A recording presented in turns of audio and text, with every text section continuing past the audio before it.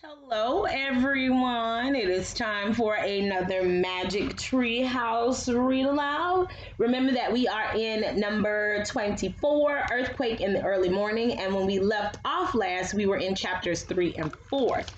Chapter 3 was The Great Shake, and chapter 4, What's the Story? So in chapter 3, Annie falls into basically a really big hole in the ground, a big crack that is opened up in the ground, and Jack has to throw bricks down to her to help her step out. And once they get out, they're really shaken up and upset, of course, because literally everything around them was shaking. But they realize, oh no, fires are starting. And so now they're kind of panicking, and Jack wants to go home, but they can't go home because they've got to find something to lend. So they begin to kind of wander around and figure out what's going on, or they meet a lady named Betty who is a news reporter, and she keeps asking, what's the story? So they let her know that there are people going down to the water to try to leave the town on boats. You've got people trying to save money in the banks. And Jack and Annie are like, we have to help some kind of way. So we pick up today on chapter 5, which is Stop. Stop. Mm. Jack and Annie ran up the street to the book wagon. The man was carefully stacking the books in the back of the wagon. He was covered with dust and his glasses were cracked. Hey, what's the story? Annie asked the man. Jack couldn't help smiling. Annie sounded just like the newspaper reporter. I'm moving all the rare books to the pavilion, the man said. Can we help? Asked Jack. Sure, there are only a few left by the door. Grab them, hurry. The fires on Market Street will soon be blowing this way. Jack and Annie ran into the building. Near the door were two small stacks of books. Jack and Annie each gathered up a stack. The books looked very old and fancy. Some even had sparkling gold on their covers. Wow, whispered Jack. He and Annie carried the books outside. Careful, please, said the man. All these books are treasures, ancient Bibles and hand-painted books.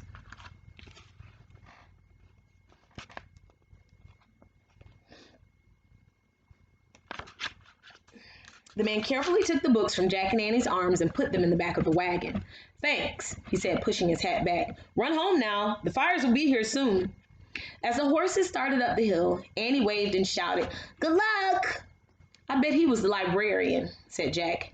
He opened his research book. He looked for a photograph of the building that had the books. Here it is, he said. He read aloud. People tried to save special things, but they did not always succeed. Rare books from a library were moved to the pavilion. When the pavilion building caught fire, all the books burned. The building that originally held them did not burn at all. Oh no, cried Jack. Stop! Stop! Clutching the research book, he ran after the wagon. Annie ran with him. Stop! Stop! They both yelled. They ran as fast as they could over the broken cobblestones and up the steep hill. Near the top, the driver finally heard them. He brought his wagon to a halt. You can't go to the pavilion, Jack cried. You have to take them back to the building where they were. They won't burn there, said Jack, trying to catch his breath. The building you're taking them to is going to burn instead. The driver looked at Jack and Annie as if they were crazy. You kids need to worry about yourselves, not these books. Go home to your parents. I'll take care of the library. And the man snapped his reins and went on over the hilltop. Come back, Jack cried. They watched helplessly as the wagon bumped down the street over the rubble. Smoke billowed up from the bottom of the hill. I can't believe it, Jack said. He was close to tears. We tried, but we couldn't save them. Annie touched Jack's shoulders gently. All those books, his voice trailed off. Hey, someone's crying over there. Someone with two kids. Maybe we can help them. Chapter 6, Something to Lend. A woman in a blue bathrobe was sitting on a crumbling stone wall. She was sobbing into her handkerchief. Two boys with dark hair sat next to the woman. The boys wore dusty, torn pajamas. They were both barefoot. The younger one was watching the older boy write on a rectangular piece of wood with a chunk of coal. Annie pulled Jack over to the family. Hi, I'm Annie. The two boys looked up. I'm Peter, said the youngest. He's my brother Andrew, and she's our Aunt Mary. He pointed to his brother, then to the woman as he spoke. Aunt Mary tried to smile through her tears. "Forgive me," she said. "I'm a bit shaken up." "We are too," said Annie sympathetically. "The house caught fire," Peter said.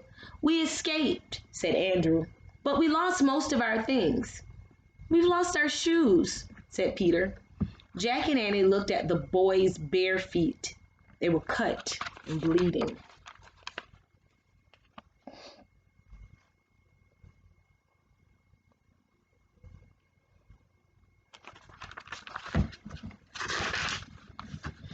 "Hey, my boots are just like boys' boots. One of you can wear them. Take mine too." Jack and Annie started unlacing their boots. "We can't just take your boots," said Andrew. "Then we'll lend them to you," said Jack. He and Annie handed their boots to the two boys. Thank you," said Aunt Mary. She started crying again. The two boys put their new boots on. Then Peter whispered something to Andrew. Andrew held out the piece of wood to Jack and Annie. "Here's something we can lend you," he said. Jack and Annie read a poem the brothers had written on the piece of wood. "There is no water and still less soap. We have no city, but lots of hope." I love that.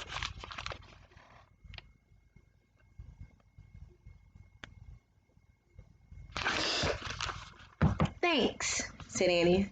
"It's a great gift. We needed some hope." "It's the only thing we could lend you," said Andrew. "Lend?" said Annie. She looked at Jack. "Oh, wow. They just gave us the special writing. Something to lend." Jack smiled. They could go home now.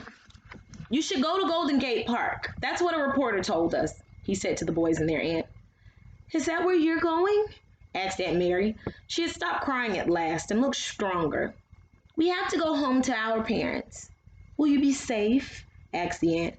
"Yes, once we're home, we'll be safe," said Jack.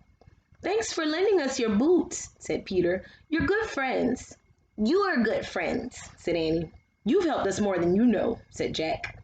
"Be careful," said Aunt Mary. "We will," said Jack and Annie. They waved as their new friends headed off to the park. Jack sighed. "Ready? Yeah, I guess we just go back the way we came." Jack looked down the street.